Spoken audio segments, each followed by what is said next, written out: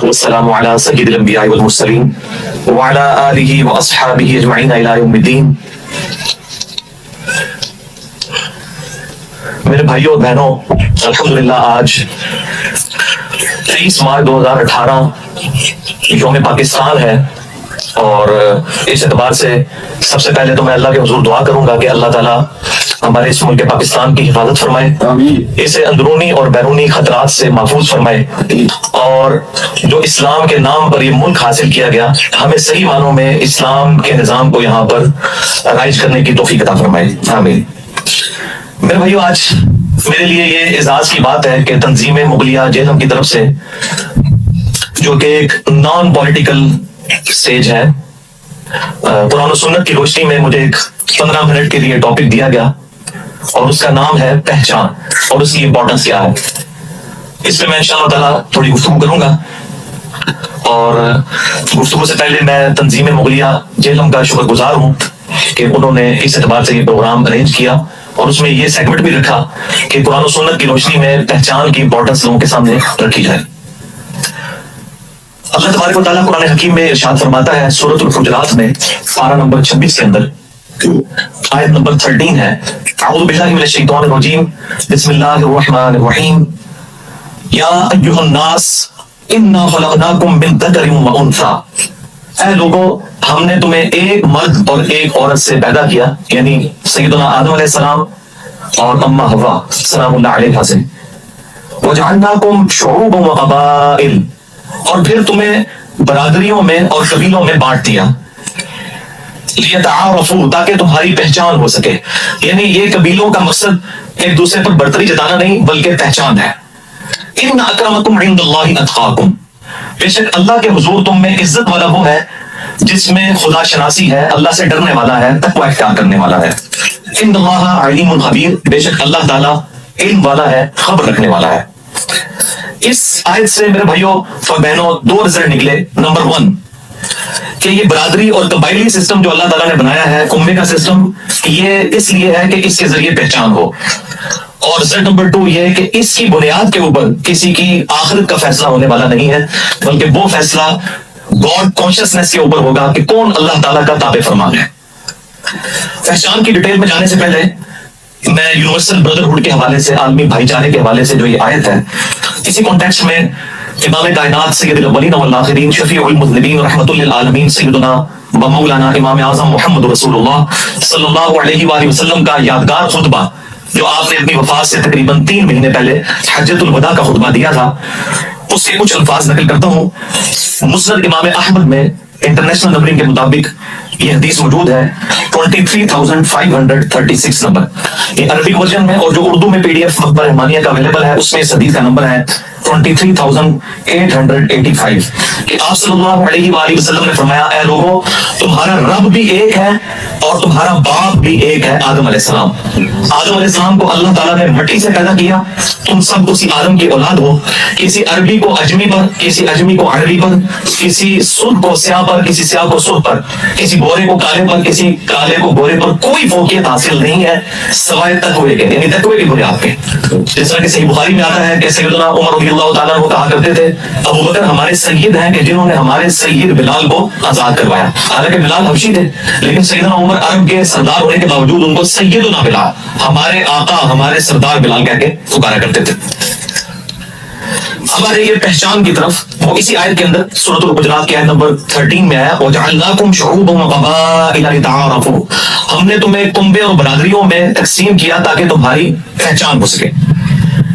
اس حوالے سے بخاری اور مسلم کی سینکڑوں احادیث گواہ ہیں کہ صحابہ کرام علیہم رضوان اپنے ناموں کے ساتھ اپنی پہچان لگایا کرتے تھے۔ یہ کوئی برادریزم نہیں ہے، اور نہ یہ کوئی تکبر کی علامت ہے کہ کوئی شخص اپنے ساتھ مغل لکھتا ہے، جس طرح میں بھی اپنے ساتھ انجینئر محمد علی مرزا لکھتا ہوں۔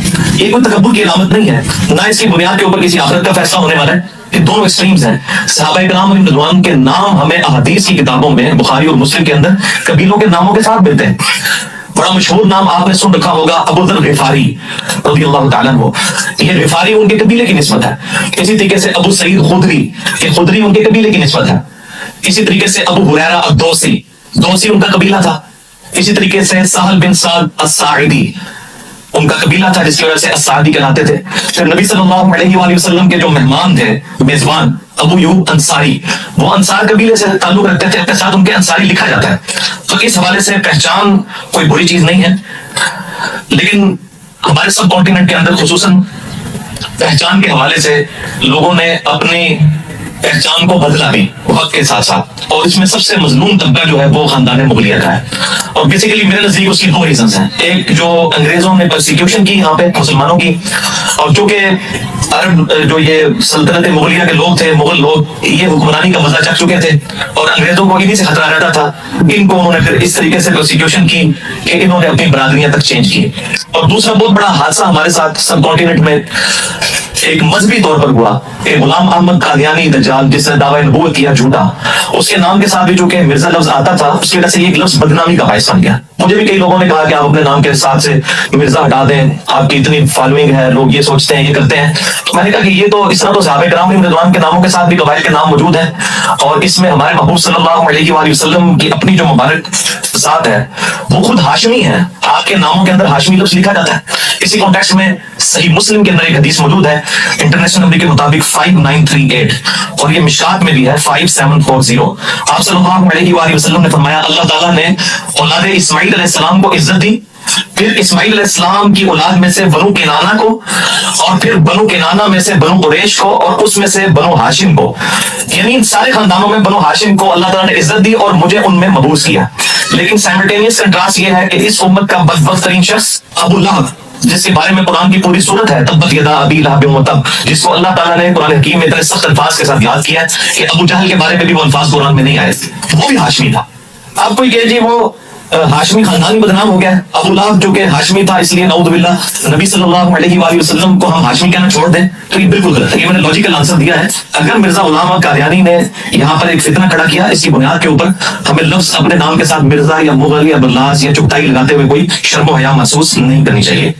یہ اسی طریقے سے جیسے کہ بعض لوگ کہتے ہیں کہ جی وہ کسی کو ترغیب دلائی جائے نا کہ آپ داڑھی رکھ لیں, تو بعض لوگ لیم ایکسکیوز پیش کرتے ہیں. بعض لوگ تو کہتے ہیں ٹھیک ہے ہماری سستی ہے. بعض لوگ یہ لیم ایکسکیوز پیش کرتے ہیں وہ جی آج کل تو جی ڈاکوؤں تے چوراں نے بھی داڑھی رکھی ہوئی ہے.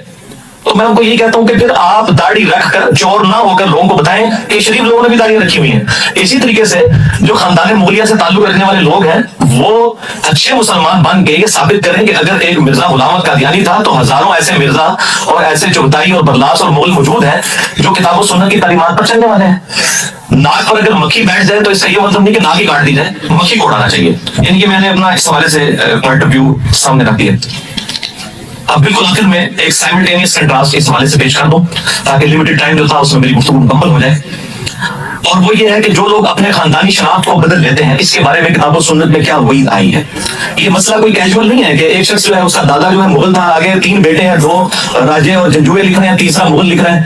اور یہاں پہ تو جنم میں کچھ ایسے مغل بھی ہیں جو سید بن چکے ہوئے ہیں, انہوں نے اپنی شناخت چھوڑ کے سید بن گئے. یعنی ڈبل قسم کے جھوٹ لگا دیے ہیں, نبی صلی اللہ علیہ وآلہ وسلم کے خاندان کی طرف اپنی نسبت کر دی ہے. تو یہ کوئی چھوٹا معاملہ نہیں ہے, نہ اسے کیجول لینا چاہیے. یہ بڑا سخت معاملہ ہے اور یہ اتنا سخت ایشو ہے کہ اسے قرآن پاک میں اٹینڈ کیا اللہ تعالیٰ نے اور اس کو ایڈریس کیا.